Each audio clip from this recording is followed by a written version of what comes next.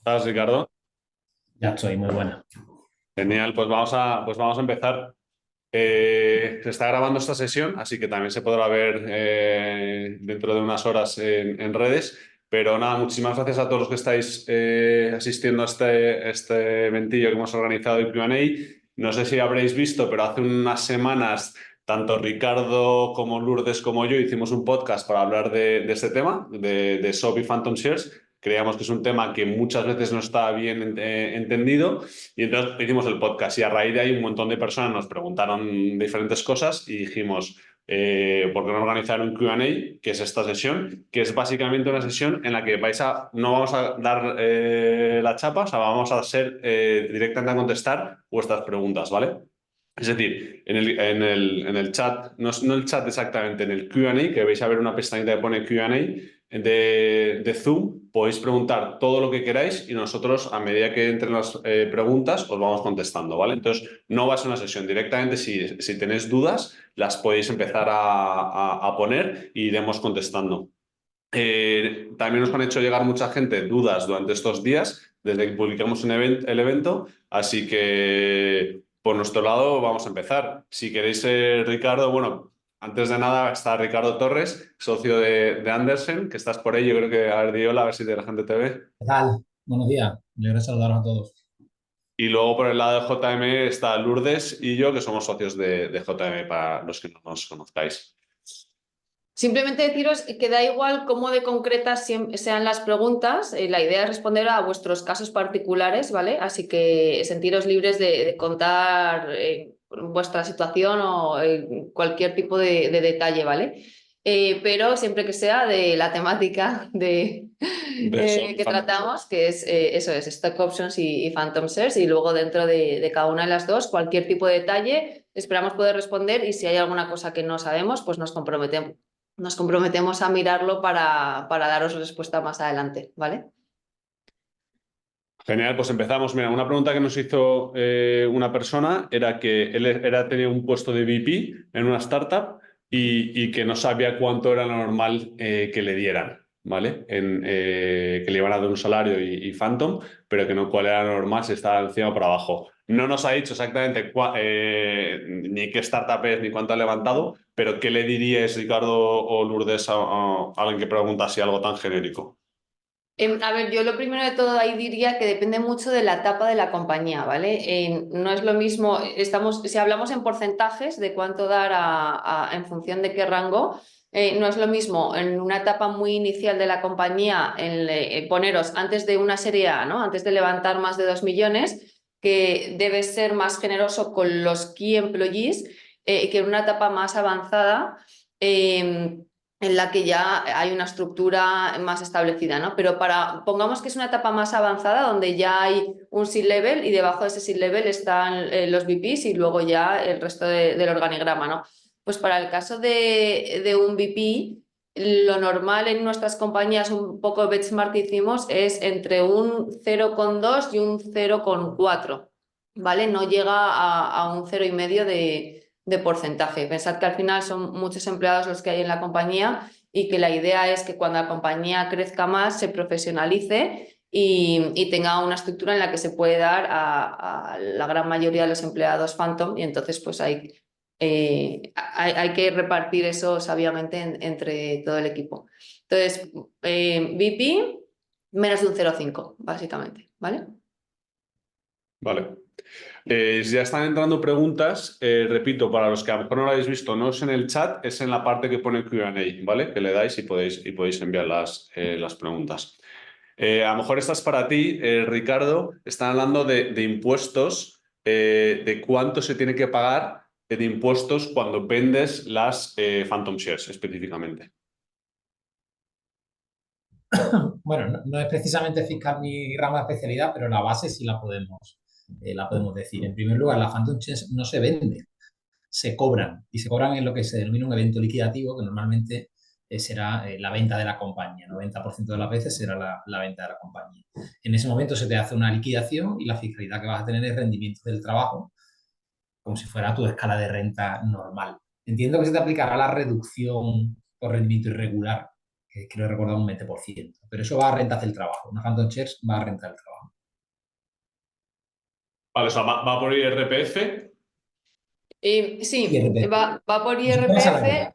La empresa tiene el deber de retener ese importe y yo, a modo de recomendación, en la mayoría de los planes se incluye, y eso a modo de recomendación que miréis en vuestros planes si lo tenéis o no, que este pago no se incluye de cara al cálculo del despido en un futuro, ¿no? Porque cuando se produce el despido de un empleado más adelante, se calcula todas las retribuciones que ha tenido del último año, ¿no? Entonces, que es importante incluir que esta retribución es un extra, un adicional que no va como cálculo luego de despido. Y luego para añadir ahí reducciones que hay o beneficios fiscales que hay para el caso de a la hora de tributar, ¿no? Hay dos. Uno de ellos es una reducción de la base imponible de los primeros 12.000 euros que cobres como rendimiento irregular, que se llama. Al final, pues un cobro irregular son unas phantoms. Los primeros 12.000 euros están exentos, no vas a tributar por ellos al IRPF. Y luego hay una reducción en la base imponible del 30% hasta un límite de 300.000 euros. Es decir, que si cobras 50.000 euros por concepto de phantom, en caso de una venta, en los primeros 12.000 no tributas y de los 12.000 a los 50.000 se te reduce en un 30% la base imponible, ¿no? Luego hay una serie de condiciones que lo tenéis en la ley el detalle, pero que sí que hay una serie de incentivos fiscales a la hora de tributar más adelante. Muy bien. Preguntan. Perdón, pero hago una aclaración. Ese régimen solo es, hago una aclaración, ese régimen solo es si tienes la catalogación de empresa emergente. Si no tienes la catalogación de empresa emergente, no tienes acceso a ese beneficio. ¿De acuerdo? La empresa emergente es lo que se llama la famosa ley de startup. Que es básicamente lo que te tiene que conceder NISA, ¿verdad? Correcto, el Ricardo, titulín, el el certificado. titulín. ¿Me escucháis? Sí, sí, sí. Vale, sí, perdón. Pero, El certificado pero que te da NISA, indicando que la empresa emergente. O sea, es un cobro irregular igualmente que tiene derecho, si cumple las condiciones de que se ha cobrado durante se ha generado ese derecho durante los 2 últimos años, aunque sea phantom, Sí, sí que pero la tiene esos. exención de 12.000 euros solo es para empresas emergentes. Yo tengo ¿Me dudas, escucháis? pero bueno. No, no, sí, además está la letra F del artículo 42.3, según redacción de la ley Startup. Para el conjunto de las entregadas a cada trabajador de 12.000 euros anuales, siempre la oferta, servir en unas condiciones, tal, tal, etcétera. Y aquí Pero no en la especifica. ley del IRPF 42.3, esa exención ya estaba de hace muchísimos años. Sí, pero el 42.3 está reformulado para aquellos que tengan acceso a la ley de startup. Es decir, tú tienes los dos regímenes, el de la ley de startup y el ordinario. El ordinario sí establece una reducción para todo el mundo, pero la ley de startup la aumenta. Eso es lo que quiero decir. Vale. Ok. Una pregunta un poco complicada es, ¿un programa de startup, o sea, un programa de SOP, es beneficioso si el trabajador lo entiende y lo valora? ¿Cómo recomendáis explicárselo al trabajador, sobre todo a empleados que no están familiarizados y es la primera vez que lo escuchan, ¿no? O sea, efectivamente, ¿cómo se lo cuentas? ¿Qué les diríais? Puedes darle tú también ahí, ¿eh? Pero, Eso. o sea, yo, en nuestra experiencia, hay empleados que valoran mucho el tema de las ESOP y que no conciben entrar en una compañía si no tienen un plan de Phantom o de Stock Options, y empleados que no lo valoran absolutamente nada, ¿no? Y que efectivamente es importante hacérselo valer. Entonces, yo diría varias cosas. Primero, hay que hacérselo ver en términos económicos, es decir, tú le tienes que explicar al empleado cuántas acciones le estás dando, a qué strike price y qué valor crees que va a tener la compañía en los próximos 3-4 años, que es normalmente el tiempo en el que devengan esas acciones, ¿no? Durante esas phantom, durante los próximos 3-4 años. Entonces, es importante hacérselo ver en términos económicos, por un lado. Luego, por otro lado, yo creo que es importante darles casos reales de compañías, de cómo en España, pues mucha gente ha cobrado de nosotros, pues de nuestras participadas, diría, no sé, más de 6 o 7 tienen empleados que han hecho bastante dinero gracias a las Phantom, ¿no? Pues intentar recopilar casos reales de de cómo si las cosas van bien y la compañía se vende, pueden hacer dinero con ello.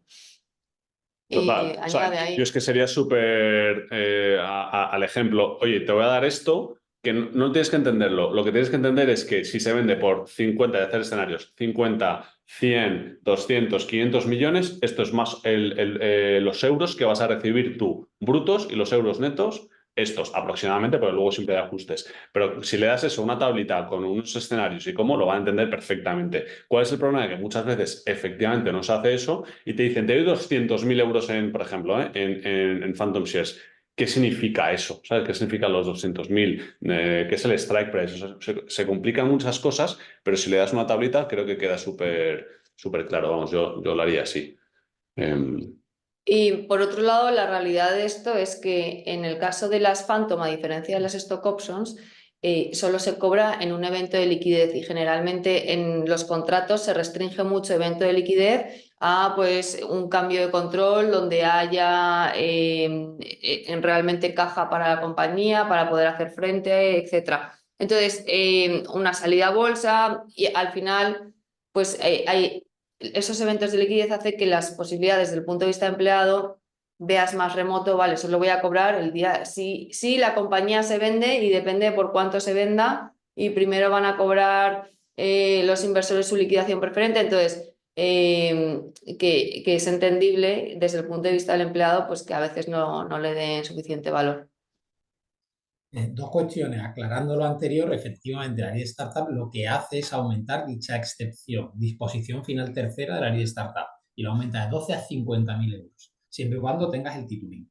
¿Vale? Y ahora, respecto a la pregunta que hacíais, yo por lo menos, que soy muy americano para estas cuestiones, al final lo que se pretende con un programa de eso es que el empleado se sienta parte de la compañía y que de una u otra manera sienta que el éxito de la compañía y lo que le suceda a la misma, él forma parte de él de una manera cultural y después de una manera económica, participa de una manera económica. Si hay alguien que dice, Lourdes, que no entiende ese concepto, pues probablemente no sea el mejor empleado para una empresa de alto crecimiento de tecnología. Pero esa es la idea, que te sientas partícipe del retorno de la venta de la compañía. Otra pregunta. ¿Qué porcentaje suele destinarse al pool de Phantom Shares y cómo crece en cada etapa? Vale, aquí hicimos un benchmark con más de 100 compañías y la respuesta que salió es, como siempre, ¿no? Depende siempre del caso concreto de las compañías, pero el estándar de mercado es dar aproximadamente en cada ronda en la que entra nuevo capital un pool adicional de un 5%, ¿vale? Entonces, hay inversores internacionales que a lo mejor te piden un 7, incluso un 10%, eso es muy agresivo. Nosotros diríamos que para una primera ronda entre un 5 y un 7 y en cada ronda se va añadiendo un 5% adicional. Nosotros la compañía de nuestro portfolio que más eso ha dado, pero es una compañía que de hecho ya salió a bolsa, en total después de varias series, de hecho llegó pues, hasta una serie E y luego ya una salida a bolsa, fue un 25%, ¿no? Entonces pensad que hay que ir cediendo a lo largo de la compañía cada vez un tramo adicional, pero de media en torno a un 5% por cada ronda. El máximo habitual es un 20%, más o menos, ¿no? De compañía, en esta que has dicho era un 25%, pero normalmente es un 20% como máximo. Después hay circunstancias excepcionales en las que al management se le ha dado Phantom Share por las más diversas razones y a lo mejor puede que esté por encima del 20%, pero no es un ESOP real para empleados. Aquí simplemente os hago una aclaración. En el caso, en Estados Unidos sabéis que se dan stock options, en España se dan phantom shares, ¿vale? En el caso de Estados Unidos, una bondad que tienen las stock options es que cuando el empleado se va de la compañía, se le da un plazo para ejercer esas stock options. Se le suele dar entre 3 y 9 meses. Si pasado ese plazo no ha ejercido las stock options, que ejercerlas supone hacer un pago, pagar el strike price, tributar, etc. Si el empleado no ha hecho ese ejercicio, las pierde y esas acciones vuelven al pool y se reciclan. En España depende de cómo tengáis puesto vuestro plan, ¿vale? Generalmente, cuando un empleado se va de la compañía, las Phantom que ha devengado se las queda. Ahora cada vez se está haciendo más en los planes de Phantom poner como causa de exclusión que si el empleado se va voluntariamente de la compañía, pierde todo lo que ha devengado, para que ese pool de Phantom, cuando el empleado se va, pueda volver a los empleados que están en la compañía. ¿Vale? Entonces, Tanto lo devengado como lo no devengado. eso es. Pero la cosa es que mientras que en Estados Unidos el pool se va reciclando constantemente cada vez que un empleado se va, en España en principio ese pool no se recicla. Y entonces pues al final acaba siendo mucho mayor lo que se acaba concediendo. No se recicla, pero lo no asignado sí lo puedes asignar. Es decir, lo no Claro, asignado vuelve al pool y lo puedes volver a asignar. Yo eso tengo es. dudas de que una baja voluntaria, o sea, de que tú te vayas y le puedas quitar ese derecho al empleado. Tengo bastantes dudas. Investigando un poquito justo para la sesión, he encontrado un par de sentencias de laboral al respecto, no en Phantom Shares, pero sí de eso, en el que los tribunales sí han admitido, y aquí es una interpretación que nos puede servir de piedra de toque, que en caso de despido improcedente se pierdan todas las esos que uno tenía besteadas, devengadas, llamémoslas como sea. Eso el tribunal lo ha aceptado, le decía, oiga, si ha habido un despido improcedente, pues es normal, que ha sido con causa, es normal que usted pierda esos derechos. Pero claro, si en su contrario, se puede entender, si el despido no es improcedente, oiga, es que a lo mejor usted no debería tener, no se le deben quitar esos derechos, ¿no? Yo no tengo tan claro que en ciertos escenarios, como una baja voluntaria, se le puedan quitar esos derechos a un trabajador en un contrato mercantil, ¿eh? Que veía una pregunta por ahí también sobre, que creo que era la siguiente, justo, y si queréis paso. ¿Se puede Vale. dar eso como phantom a colaboradores de empresa aunque no estén en nómina? Por supuesto, pero ahí no se te va a aplicar el derecho laboral, ¿de acuerdo? Entonces ahí es distinto, es un régimen distinto. Dicho lo cual, que sea un freelance real, no un trabajador encubierto o un falso autónomo.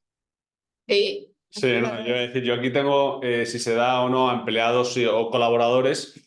A mí dar a colaboradores no me suele gustar porque las experiencias que hemos tenido es que no aportan suficiente valor para darle porcentaje de tu compañía, ¿vale? Un trabajador en el fondo está pues las X horas al día, está poniendo todo su esfuerzo en que salga adelante la compañía, los colaboradores no suele ser el caso. Entonces, sé que a veces es caro pagar al tipo, yo que sé, súper asesor, figura con mucho seniority o lo que sea que a lo mejor quieres tener, pero pagarle con acciones a la larga suele ser malo. Entonces nosotros, yo por lo menos lo suelo no recomendar, pero por supuesto que se puede hacer. Y he visto que a consejeros independientes, independientes o no independientes, se les atribuye exclusivamente sí. como phantom. Y de hecho, alguna de vuestro portfolio lo tiene. Un Ujú. consejero independiente en el que se le ha retribuido con phantoms. Yo en principio estoy de acuerdo con lo que dice Chefo, pero creo que debería verse el caso concreto, porque sí es cierto que hay no colaboradores quizá no es la palabra, pero asesores de mucho nivel, casi todos te van a pedir un paquete de phantoms, por no decir todos. Después ya hay que valorar si el valor que crea este señor o esta señora es lo suficiente para dárselo, pero te lo van a pedir. Y ahí luego a efectos de retribución, pues ya no va por rendimientos del trabajo, entiendo, ¿no, Ricardo? Y es el propio freelancer o advisor o el perfil que sea el que tiene responsabilidad el día que cobre esas phantom de tributar de la forma que sea. Ahí tributarán rendimiento de actividades económicas, pero si eres consejero, no. Todas las retribuciones de un consejero son rendimientos del trabajo. Ok. Y si se te da por ser consejero, tienes que cumplir los límites y la normativa de la Ley de Sociedad de Capital al respecto de la retribución de administradores. Ujú. Eso casi nunca lo veo, nosotros lo incorporamos siempre, pero si a un consejero delegado, que sea el típico founder, consejero delegado, que cobra por ser consejero delegado su salario X y que la Junta se lo ha autorizado, el Consejo se lo ha autorizado, si tiene Phantom Shares, también tiene que pasar por Junta General y tiene que venir en su contrato de consejero delegado, tiene que estar autorizado por el Consejo. Porque al fin y al cabo es una retribución por tu trabajo y su trabajo es ser consejero delegado. Y además la ley social de capital lo especifica expresamente indicando que, que cualquier sistema que esté relacionado con la evolución de las participaciones de las acciones es un tipo de retribución. Y una Phantom Shares al final es eso, es un sistema retributivo que está basado en la evolución de las acciones o participaciones. Siguiente, dice, hablando de eventos liquidativos, ¿qué son realmente? ¿Cuándo reciben el dinero los beneficiarios de las Phantom? ¿Antes o después de los socios? Vale, ahí os digo yo, eventos liquidativos se define generalmente en el plan de Phantoms que te da la compañía y son esas situaciones por las cuales tú vas a tener derecho a cobrar Phantom, ¿vale? Entonces, generalmente, ¿qué es un evento liquidativo? Es una venta de una compañía, ¿vale? Y ahí se discute una venta del 100%, del 80%, un cambio de control. Lo normal es poner a partir de un cambio de control, pero siempre que haya un pago que haya caja por medio de que haya un pago en efectivo, ¿no? Otro evento liquidativo es una salida a bolsa. Pero ahí, por ejemplo, ojo, porque claro, no es lo mismo salir a bolsa, un IPO en el Nasdaq, que salir al BME Growth, que a lo mejor hay una salida a bolsa, pero no hay liquidez real, ¿no? Entonces ahí es importante, dentro del plan de Phantom, delimitar, a pesar de que haya que sean títulos cotizables, pues explicar bien cuándo se va a cobrar eso o si las Phantom se convierten a acciones reales, ¿no?, de la compañía. Luego, a veces se incluye el reparto de dividendos como evento liquidativo. Yo, sinceramente, creo que esto es un error porque puede haber un reparto de dividendos, pues compañías que generan algo de caja, pero pues un reparto muy pequeño o anecdótico o lo que sea, y que eso pues puede suponer un problema para a la hora de repartir las Phantom. Y luego, ¿en qué orden se cobran? Y aquí, Ricardo, añade lo que quieras, pero al final pensad que vuestras Phantom es el equivalente a ser un socio con common stock. Entonces, si en la compañía hay una cascada de liquidaciones preferentes, vosotros vais a ser, o las Phantom van a cobrar los últimos de todos junto con todos los que tengan common stock. Primero cobrarán los que tienen, pongamos que hay acciones preferentes clase B, luego clase A y luego common stock. Pues primero cobrarán los de clase B, luego los de clase A y luego proporcionalmente los de common stock, ¿vale? Y ahí entra el pool de Phantom. Aclaro empezando por el final, porque esta pregunta tiene mucha más miga de la que parece. ¿Cuándo se cobra? El escenario que ha dicho Lourdes es el escenario en el que salta la liquidación preferente. Recordemos que la liquidación preferente solo se aplicará en ciertos escenarios, no en todos. Y no vamos a hacerlo completo, vamos a explicar ahora el distinto waterfall, cómo funciona, si es par y paso, si es stack, etcétera. No, lo hacemos sencillo. Pero no siempre aplicará la liquidación preferente. Puede que el inversor no utilice su liquidación preferente y vaya a su prorrata. Si esto es así, tú tendrás tu prorrata la que te toque. Pero ojo, eso es conceptualmente. En la práctica, en realidad, desde el punto de vista del M&A, la Phantom Share es una deuda que adquiere la compañía con sus empleados. Con lo cual, al final, aunque matemáticamente es lo mismo, a ti lo que hará el comprador es restarte ese valor del valor que te ha entregado y después el restante se dividirá entre el resto de socios. Porque las ESOP o las Phantom Share, perdón, no son acciones reales. Es un derecho a cobrar un dinero en ciertos escenarios. ¿Vale? Y si queréis ahondar en eso, pues después entramos un poco ahí. Sí, pero de hecho, Ricardo, hay una pregunta ahí que está relacionada. Dice, ¿tiene el mismo efecto dilutivo las ESOP como las Phantom Shares a los accionistas? Dilutiva, o sea, matemáticamente y económicamente sí, pero jurídicamente no. Tú no eres tenedor de ninguna acción, no tienes derechos políticos de ningún tipo. Pero matemáticamente es lo mismo porque el ratio siempre va 1 a 1, una acción, una Phantom. Si haces un split de acciones, la haces también de Phantoms, para que puedas Y manejar. Ricardo, aprovecho ahí para añadirte una duda que me surgió a mí. Cuando el precio de la venta es un precio variable, es decir, hay una parte fija y un earnout, hay una parte que se paga en cash y otra se paga en participaciones, o sea, no está muy claro el precio por acción porque tiene partes variables. Ahí, ¿cómo se define el precio para las Phantom? Tiene que venir indicado en el plan. Normalmente el plan lo que dice es que si hay retentions, earnouts y garantías de cualquier tipo, se te aplican en la misma prorrata que aplica al socio o aplica al accionista y entonces tú vas a ir igual que él. Es más complejo cuando el pago es en entrega de acciones. Si es en entrega de acciones puras, te están dando acciones, es más fácil, pero si es algún merger, no es tan sencillo. Es decir, si te estás fusionando una empresa con la otra, aunque sea un evento liquidativo, el plan debe indicar si tú vas a recibir acciones, si es posible que recibirlas o no, porque dependiendo de la jurisdicción será posible o no, o si tú lo vas a recibir un precio económico, o si vas a recibir que te den un plan de Phantoms en la resultante, en la absorbente. Todo eso tiene que venir definido en el plan. La suerte al final que tenemos es que los planes pueden, como un contrato, pueden prever todos los escenarios que uno quiera. Respecto al dividendo, es cierto que antiguamente sí poníamos el dividendo como liquidación preferente y tenía un sentido. y no he terminado vendiendo la compañía, se ha hecho estable, pero he empezado a repartir dividendos por cualquier razón.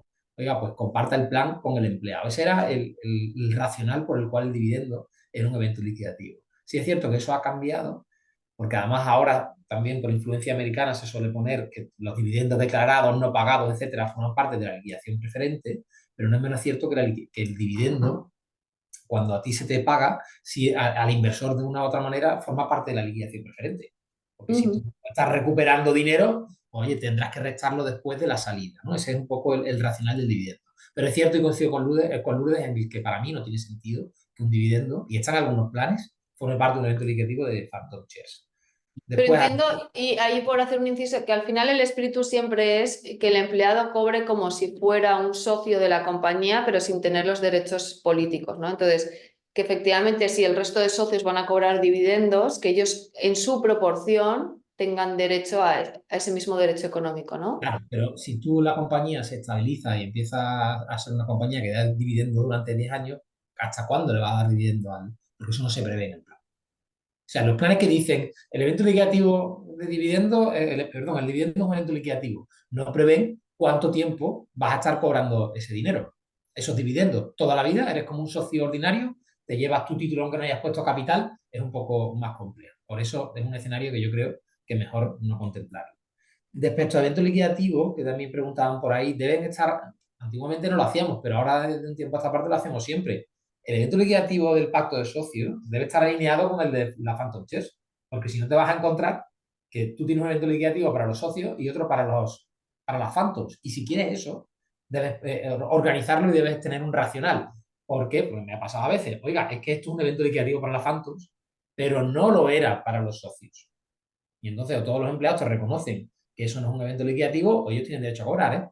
Así que tengamos cuidado con eso. Por último, en la IPO, hay gente que dice que la IPO no es un evento de liquidez, que es como una ronda última, porque al final una IPO es otra manera de financiarse. Pero bueno, eso es un comentario. Y del BME, el BME no es una bolsa, ¿eh? También tienes que tener en cuenta cómo redactas el evento liquidativo en el pacto de socios y en el propio plan, porque el BME no es una bolsa, no es un mercado público de valores. El BME es un SMN, Sistema Multilateral de Negociación. Y diréis, bueno, esas son cuestiones técnicas y no es lo mismo. No es lo mismo. O sea, es casi lo mismo, casi lo mismo. Pero si yo en mi pacto de socios no pongo sistemas multilaterales de negociación o indico expresamente que el BME forma parte de una salida a bolsa, interpretando salida a bolsa, el BME estaría excluido. ¿De acuerdo? Es más, de hecho, para mí no tiene sentido que un plan de Phantoms ponga como evento liquidativo la salida del BME español. No tiene sentido. Porque, como decía Lourdes, no hay liquidez. No es el momento en el que los socios ganan liquidez. El BME en España funciona como un pasito más, en el que nadie está ganando dinero. Se está en otra ronda de capital, pero no se está llevando dinero nadie en secundario. No es un evento liquidativo real. Es como una ronda más, pero una ronda que se hace en el mercado, un mercado distinto que se llama Sistema Multilateral de Negociación. O sea que, Ricardo, con todo lo que estamos discutiendo, yo creo que uno de los mensajes es, este tema tiene mucho más miga de la que a priori pueda parecer, que es dar una remuneración y que todo el mundo medio lo entienda. Tiene mucha miga, por lo tanto, mejor tardar un poco más en tener un buen plan y no hacerlo rápido y corriendo, ¿no? Que hay algunos planes que lo hemos visto, en plan, no, quiero tener un plan, lo lanzo, medio recojo las cosas básicas, pero casi mejor perder tiempo entre comillas y contratar a alguien bueno y tenerlo porque que cubra todos los casos porque luego te puedes meter en problemas, ¿no? El problema lo solemos tener en fases iniciales en las que se hace en plan, pues, un poco, como tú dices, ¿no? Deprisa y corriendo. Y de hecho, los planes de Phantom suelen ser una contingencia importante cuando entra un inversor institucional. Ahora nos ha pasado en una operación que hemos hecho en el que el plan pues, no tenía ningún sentido, pero ya se le había concedido a X empleados. No tenía ningún sentido porque es que iba a cobrar antes que el inversor, iba un poco en contra de las normas de estándar. Ahí lo hemos podido más o menos solucionar porque al final los empleados han dicho, bueno, entendemos la problemática, transformemos ese plan en algo que tenga sentido, pero no nos quiten los derechos de vengados que hayamos tenido, y se ha aceptado y lo hemos podido solucionar. Pero eso sí es un problema, porque si no, el inversor institucional tendrá que hacer una reflexión sobre si quiere entrar o no en una compañía en la que ya tiene comprometida no solo ese porcentaje, sino con una regla económica y jurídica que no le conviene. Vamos a seguir con las preguntas, que hay muchas. Buenos días. En el caso de un empleado de una filial en España con stock options de la matriz americana, ¿Es igual que si la empresa estuviera en España en cuanto a fiscalidad? En la práctica, ¿cómo se cobraría eso y si no tiene residencia fiscal en Estados Unidos? Y luego hay más preguntas, pero empezamos con esas dos. La Vale, primera, si es residente fiscal, tributa en España. sí, tenemos varias compañías americanas en nuestro portfolio que tienen el equipo en España y todas ellas les dan a los empleados españoles stock options de la americana, ¿vale? No hacen un plan de Phantom para la filial española, sino que les dan stock options de la americana. Entonces, ¿esto qué supone? Por un lado, supone una pequeña desventaja en el sentido de que si el empleado se va tiene lo que decíamos antes, ¿no? Tiene eso, como las stock options caducan, tienen un plazo de 3, 6, 9 meses para ejercitarlas y si no las pierden. Y entonces, ¿qué pasa? En Estados Unidos, cuando tú las ejercitas, la fiscalidad americana te permite, al ser tú, tienes que ser empleado en Estados Unidos, te permite no pagar impuestos en ese momento, sino en el momento en el que tú vendas las acciones. En España, si tienes stock options de una compañía americana, y las ejercitas, vas a tener que pagar impuestos por la diferencia entre el strike price y el valor de mercado, ¿vale? Y ya sabéis que en las americanas el valor de mercado se fija año a año, el 409. Entonces, si tienes un strike price muy bajo y un valor de mercado relativamente alto, te va a tocar pagar impuestos a pesar de que no estás teniendo una ganancia real porque no estás vendiendo tus acciones, estás ejercitando esas opciones. Pero efectivamente no hay un plan de Phantom diferente o paralelo para los empleados de la filial española, sino que participan del plan de la americana. ¿Por qué? Porque el día que se venda la compañía, ellos tienen que tener stock options de la matriz, que es la que tiene el valor y la que se va a fijar el precio sobre ella. Entonces, y la siguiente pregunta de la misma persona dice, ¿se Detalle, pueden detalle ejecutar más. esas? Dale, Detalle dale. más. En Estados Unidos sí se tributa por el precio. Es decir, si uno ejercita su strike price por debajo del fair market value del 409, también se tributa. Ese spread se tributa. Lo que pasa es que normalmente tú decides si lo ejercita o no lo ejercita. Pero que ese spread, es decir, la fiscalidad americana es exactamente igual que la española. Pero se difiere el momento del pago a cuando tú vendes las acciones. O sea, tú Depende. Ahí tributas. tienes que elegirlo tú. Puedes elegirlo tú si quieres hacerlo o no, pero al final estás tributando. Porque tienes que tributar por esa diferencia. O sea, tienes la fiscalidad americana te permite diferir el pago de impuestos, ¿vale? Que es lo nuevo que ha ocurrido con la ley de startups, con las stock options que ya hemos visto que no aplica a prácticamente nadie, que te permite diferirlo, pero para las Phantom eso no ocurre, ¿no? ¿Verdad? Entonces, en Estados Unidos sí que si cumples los requisitos, porque hay una serie de limitaciones, sí que puedes diferir el pago. La Lo que no puedes limitación es diferir es numérica. que tienes que pagar lo que sí que tienes que pagar es el strike price a la compañía. Y normalmente las compañías hacen un ajuste de canje de acciones, te dan menos acciones para que tú no tengas que pagar en caja o hay formas de restarlo del bonus, etcétera, ¿no? Pero sí que pagas el strike price, pero se difiere la ganancia patrimonial que tienes, se difiere el momento del pago al día de la venta. Y eso, si eres un empleado español, pues no tienes esa ventaja. Pregunta interesante. Dice, gracias por organizar la sesión. ¿Habéis visto casos en los que startups en fase Serie A, aproximadamente a valor post-money 20-30, permitan al management C-level invertir en la compañía a valoración más baja, como si fuese una pre-seed? Esa es la primera pregunta. Yo no. No, aunque, o sea, indirectamente sí, en el sentido de que hay veces que cuando los founders están muy diluidos, parte del pool que le das de Phantom se lo das a los founders, ¿no? Entonces, al final es una forma de permitirles, le puedes dar con strike price 0, con strike price Pero no 10, se refiere a los founders, ¿eh? Se refiere al C-level. level. Que puedan, es como si fuesen, en vez de darles Phantom, que como que puedan invertir en la valoración bajísima. Yo eso Ya, no lo he visto, ni lo veo, ni me parece adecuado, porque al final el inversor institucional tú le estás dando un descuento sobre el último precio de mercado. ¿Por qué? Tienes que justificar el por qué y después al final tú estás perdiendo dinero si estás entrando a la misma valoración que él. y luego que puedes tener un lío fiscal, ¿no? Si estás permitiendo invertir a una valoración distinta, van a tener que tributar por ello. Hay un par de sentencias de la Audiencia Nacional, creo recordar, al respecto de eso, pero insisto, el fiscal no es precisamente mi materia, no sé si el lío fiscal es tal o no, pero desde el punto de vista puramente de negocio de un inversor institucional, tú estás perdiendo valor porque estás regalando esa parte, se la estás regalando a ese C-level. Entonces, para mí eso no tiene mucho sentido que él pueda suscribir acciones a un precio inferior.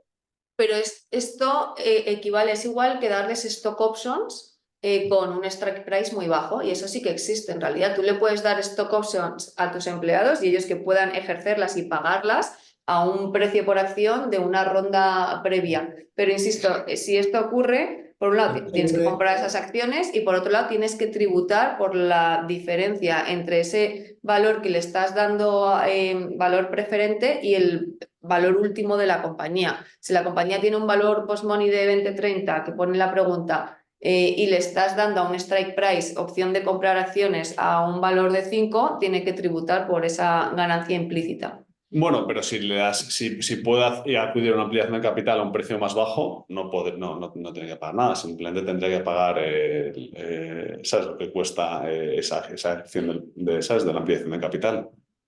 Yo sinceramente creo que ahí sí que hay problema fiscal, que te pueden hacer una inspección y que tengas que justificar por qué si la última valoración era de 30, le estás dando a un empleado, le estás dejando comprar a 5 y entonces ahí seguramente tengas que tributar por la diferencia de valor. Pero Entonces, más allá, puedes hacerlo, no es muy común y fiscalmente creo que hay riesgo. pero más allá del problema fiscal, aunque económicamente es lo mismo, económicamente dentro de tu tabla de capitalización es lo mismo darle a un empleado stock options con strike price más bajo, la realidad es que después no es lo mismo que él tenga acciones suscritas a un precio inferior que tú.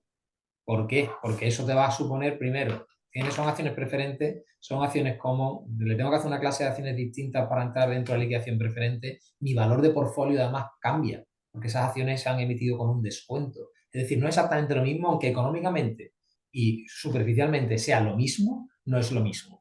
Porque al final, si este señor ha metido 100.000 euros con un descuento del 30% sobre la ronda, tu compañía vale menos de lo que tú estás diciendo que vale. Porque tu compañía, cuando tú tienes en un cap table un stock option, ese stock option no está valorado. Tú no estás metiendo en tu portfolio, en tu valor de portfolio, en tu reporting CNMV, cuánto vale la stock option. Tú acoges el precio último, lo multiplicas por todo y dices, este es mi valor post-money de la compañía y este es el valor de reporte. Si tienes un descuento, acciones con descuento, no es así.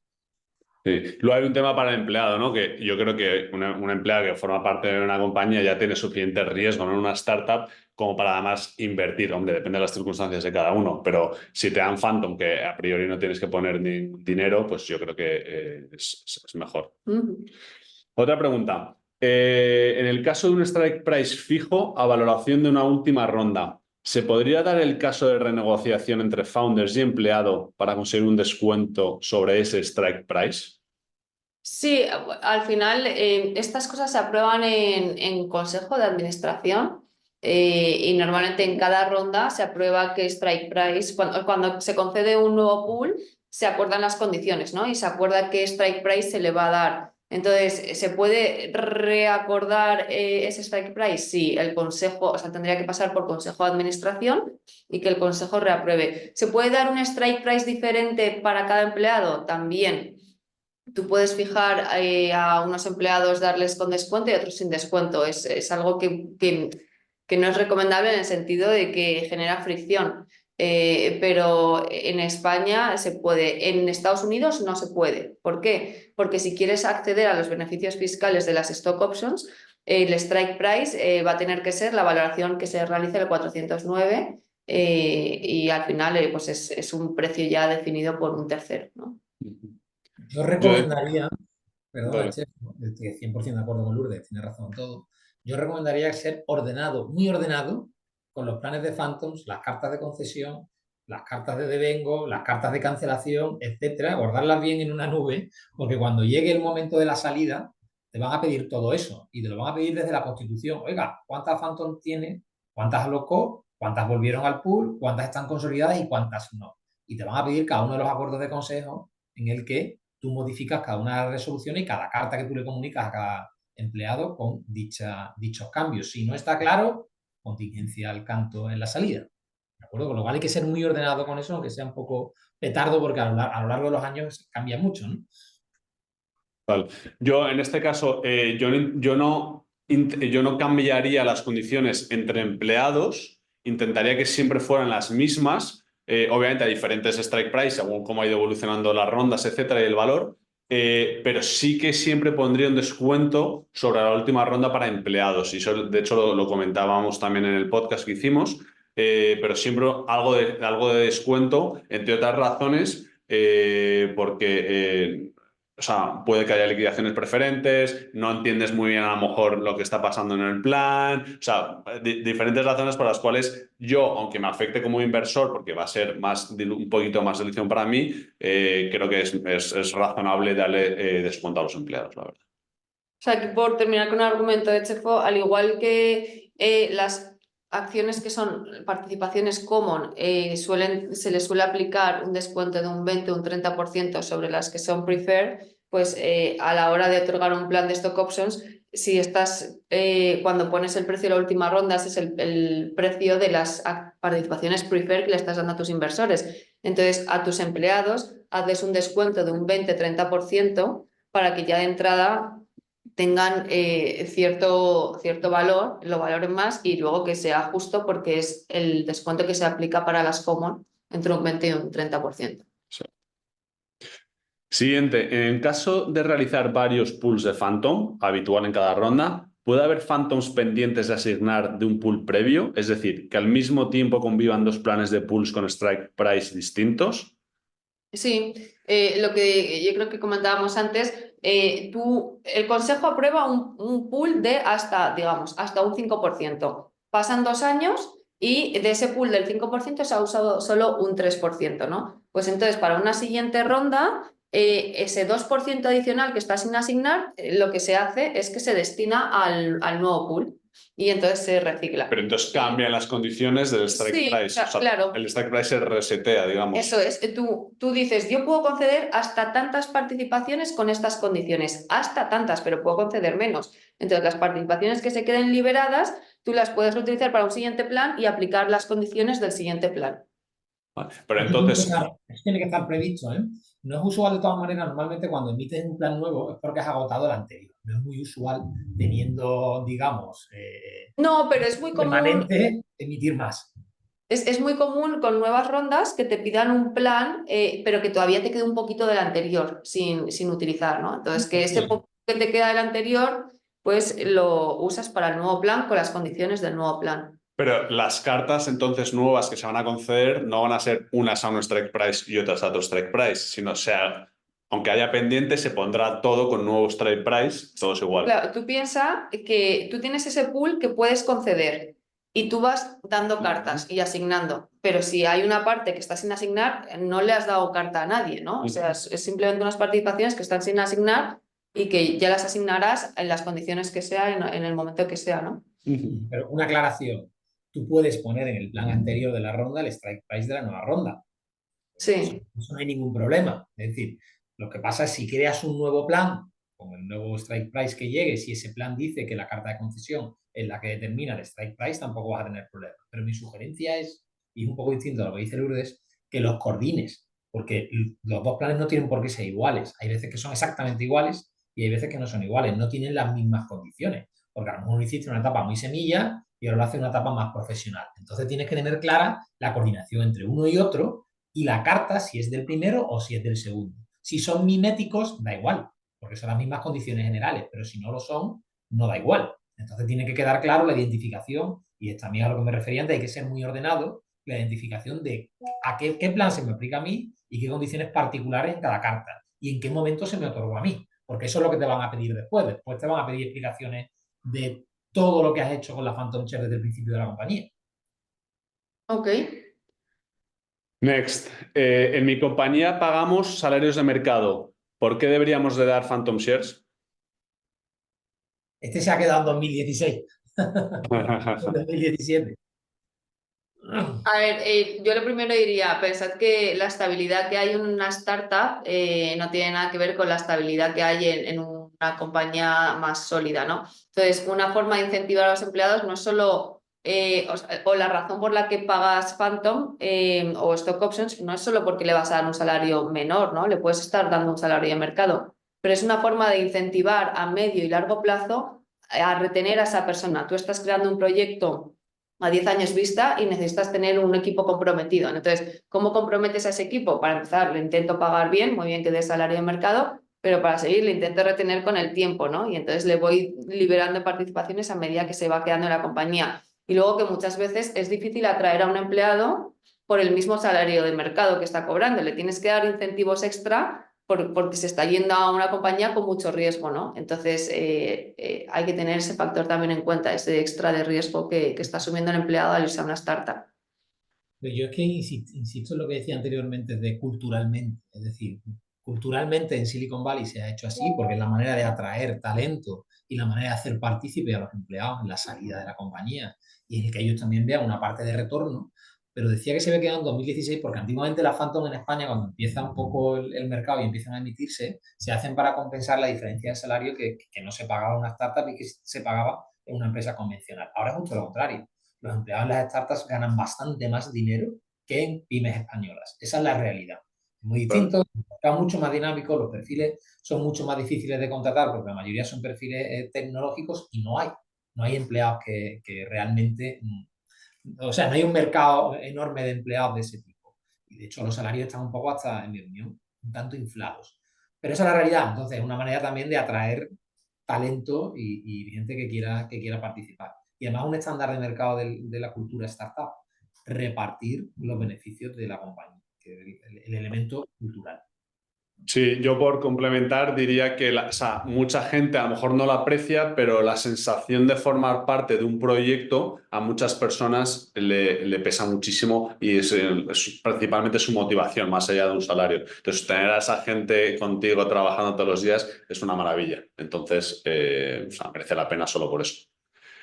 Siguiente. Ahí la de la excedencia. Ah, sí.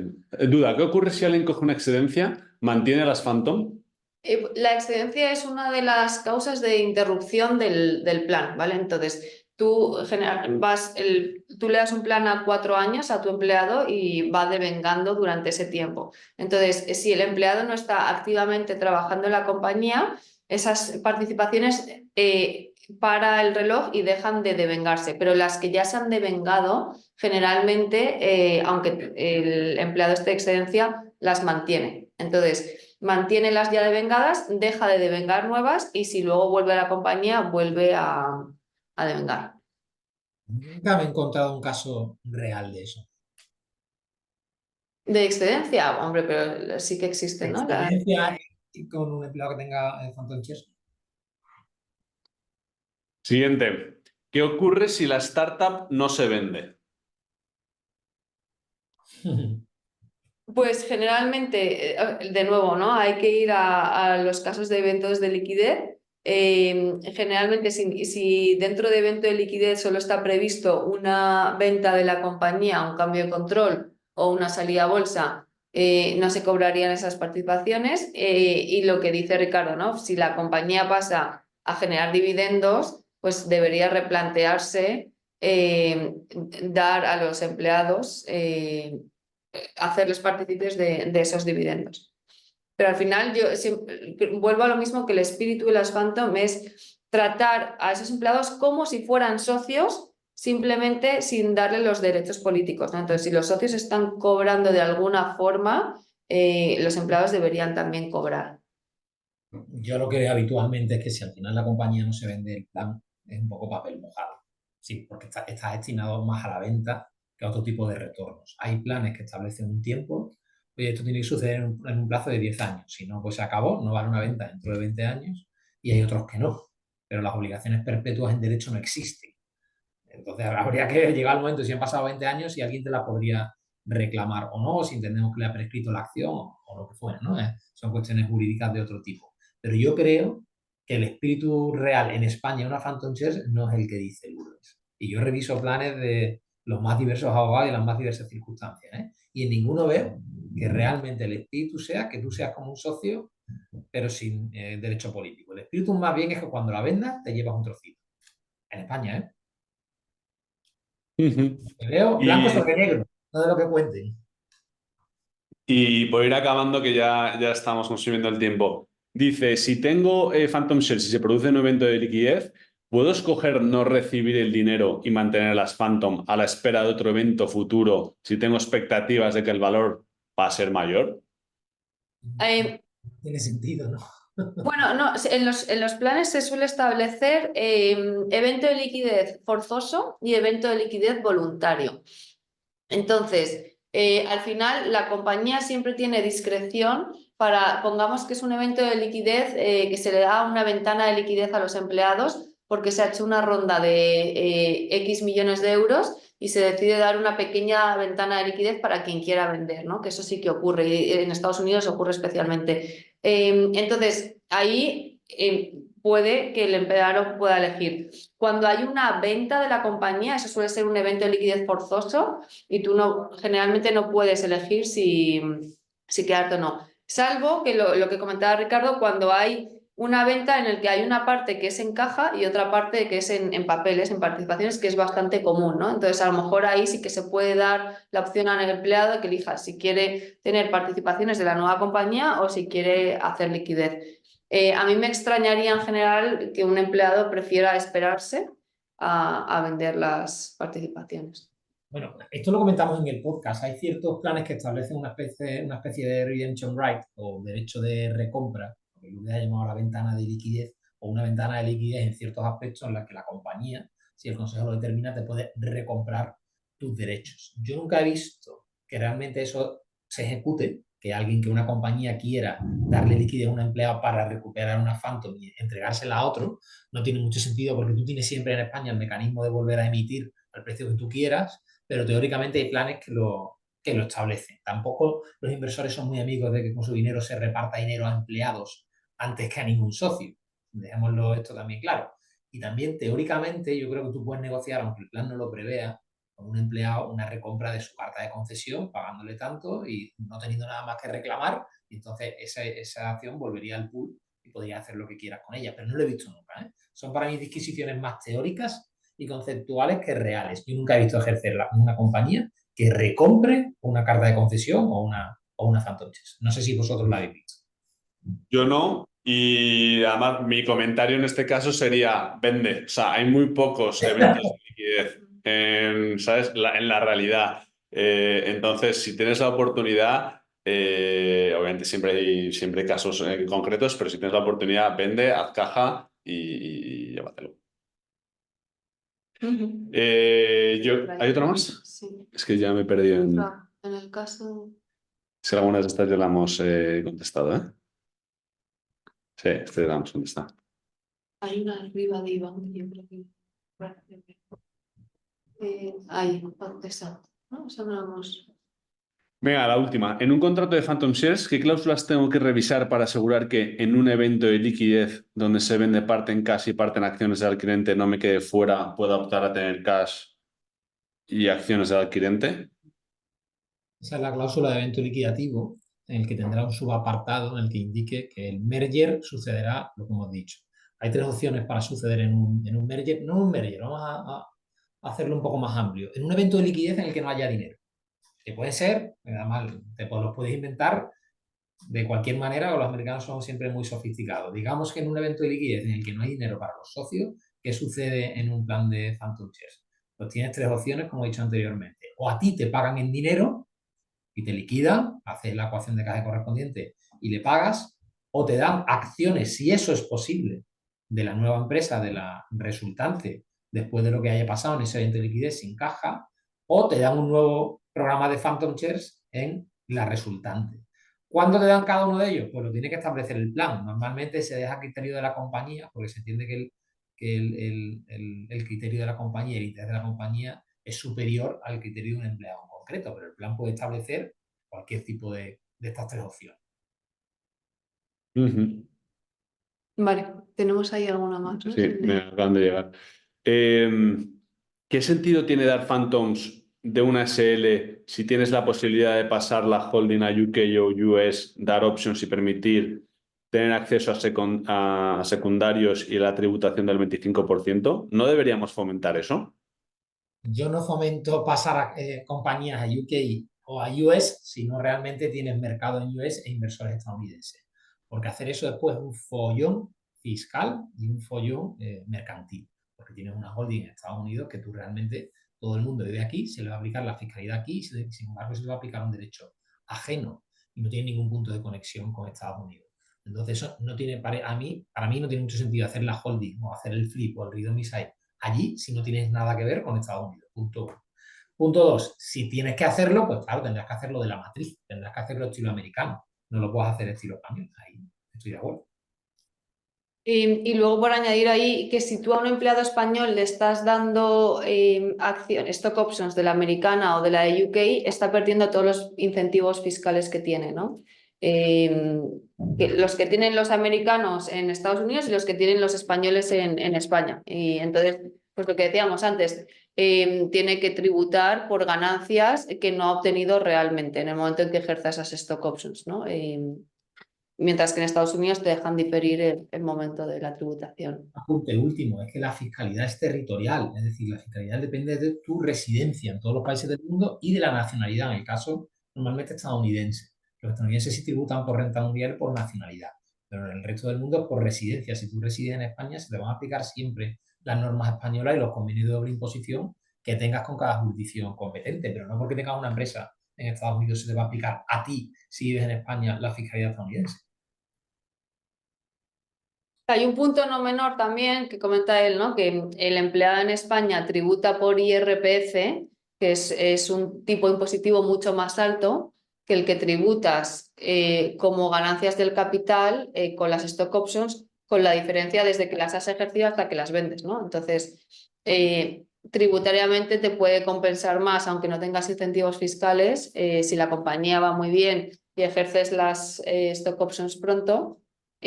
Porque estás tributando a ganancias de capital en vez de a rendimientos del trabajo. Pero yo insisto en que la fiscalidad americana no es tan distinta de la española, ¿eh? Lo que tiene mucho más ventajas porque lo tienen industrializado, pero no es tan distinta a la española. El americano también va a tributar en rentas del trabajo si su valor de strike está por debajo del precio de mercado. Y en caso de acciones restringidas puedes solicitar lo que decía Lourdes y puedes intentar hacer otras cosas. Y después tendrás tu rendimiento de capital mobiliario también, diríamos en España, ¿eh? Venga, nos quedan pocos minutos, dos rápidas. ¿Qué expectativas reales puede tener un empleado con las Phantom? Habéis hablado de eventos de liquidez, pero ¿realmente cuántas veces se ejecutan eventos de liquidez? Pues en nuestra experiencia, lo que comentábamos antes, generalmente evento de liquidez es una venta de la compañía. O sea, En M&A. o sea, por poner números, de las 70 compañías más o menos que hemos invertido, hemos vendido 12. Así que por hacerlo fácil, pues a un 20% más o menos de... Sí, pero de esas 12, yo te diría que en la mitad se han cobrado Phantom, en la otra mitad no. Pocas. Porque al final hay ahí un montón de... muchas veces las vendes, pero las vendes no con canje de caja, sino, o sea, canje de acciones. Otras veces las vendes, pero hay una liquidación preferente. Entonces, honestamente, al final yo creo que son contados los casos en los que realmente el empleado hace liquidez con las Phantom.